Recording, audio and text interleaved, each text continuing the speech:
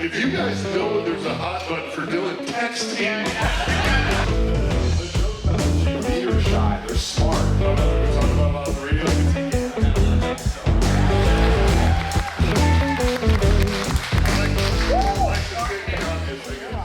Been fishing for redfish a lot. Can you talk to us about, you were saying about just throwing an artificial bait, letting it sit. Can you talk about when you're doing that? In the mangroves, on the flats, when the fish are moving, when the fish are eating, when they're not? Like, can you talk about when you would do that? Artificial lure redfish tips. I like it. Sure. So if you're fishing with artificials, how many of you throw artificials for redfish? Do we have anybody in here, redfish, artificial guys? Okay. All right. So if you're throwing artificials and you're choosing to not move your bait, okay, if your concept is what we call dead sticking. So you're going to fish the bait out in front of the school or in the middle of the school or on a mangrove shoreline where you know the fish are working back and forth or they're up under the trees thick. You have to go with something smelly, okay? So for me, my go-to when it comes to smelly baits is Berkeley Gulp. If any of you have ever left a bag of Berkeley Gulp open in your truck or let it leak out in your pocket and then go home and ask your wife to do the laundry and then all your bags are packed 2 days later and you're moving out because it smells bad. But they're an incredible bait for just that. I don't know what that Gulp solution is exactly. Years ago, I was fishing the Pro Tour when it came out, and it was all the rage on tour. I don't remember the year. I know we fished. It was a long time ago. It was, thank you. Yeah. I'm going to get Keith to stand behind us and turn your microphone off. Is over here, dear. Catches the most fish on one of those long range trips is the person who has their bait on the bottom the longest.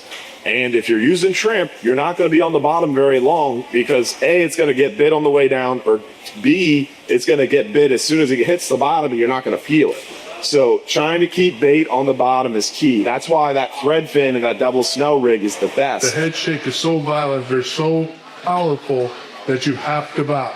If you don't bow, and if you're with somebody who's ever done it, you should know they're coming. I tell my customers right away, I can see it's going to happen. Oh, nope, you didn't bow. And then you lose your fish. Right now, if you're struggling catching fish inshore right now, where the water temp is absolutely perfect, it's springtime, things should be crazy for you. If you are not doing well, take a look at your environment. I got into one of my very favorite spots just the other day.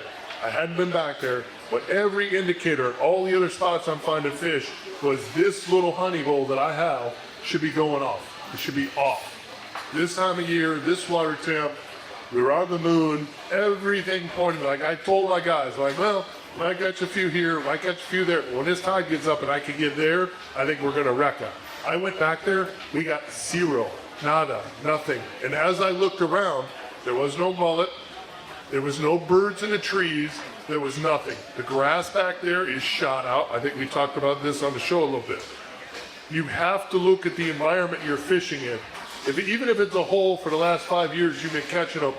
This week, every year, for the last 5 years, I've been rolling in here and wrecking them. Something could have changed. It doesn't automatically mean they're going to be there. Again, that's how we put the puzzle together. We think, okay, everything's pointed me to this location. Sometimes you get back there and it's just, for whatever reason, it's just not there. Like I said, the bottom doesn't look good back there. I went back and we were there for 10 or 15 minutes. I threw about a chum on the shoreline, but no explosions. The base didn't get nervous. I'm looking down at the bottom. Doesn't look good. The grass is in there. No birds, no mullet. I'm looking around this whole big bay. I'm like, there's no reason to be. If the birds ain't back here, the mullet ain't back here, gotta roll. Right now, the mullet are the key. If you find a shoreline that's covered with mullet, here's the other inshore key. This mullet right here, and this redfish, this big redfish, they're not friends. This mullet and this redfish, they're friends. They hang out together. But this mullet can't get eaten by that redfish. You know what I'm saying? So you're not looking for a bunch of little mullet. You're looking for big mullet. You find schools of big mullet right now on shoreline, fish them. Fish them heavy. They dig strong up there as well. They're really, really good when we find them all. That's been the key. I wanted to target an African pompano, and I knew I was on a reef, a wreck at some high relief structure in 120 to 140 foot up to about 200 foot. Generally, it's up above that structure, somewhere towards the top of that structure or a little bit above that structure. It's a lot of times where the African pompano are. So generally a double snell rig with a cut thread fin, drop it to the bottom. As soon as it hits the bottom, 5-10 cranks up and let it sit. A lot of times you'll hook that African pompano, but also slow pitch jigs. Drop to the bottom, reel up 5-10 cranks and jig up off the bottom. Jigging works really well for them. Cut dead bait works really well for them.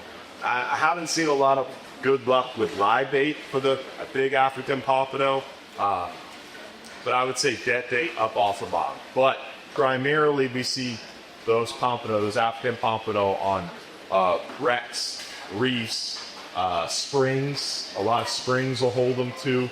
Generally it's a little bit more common to the south, and generally it's most common in that like 140 to 180 foot range.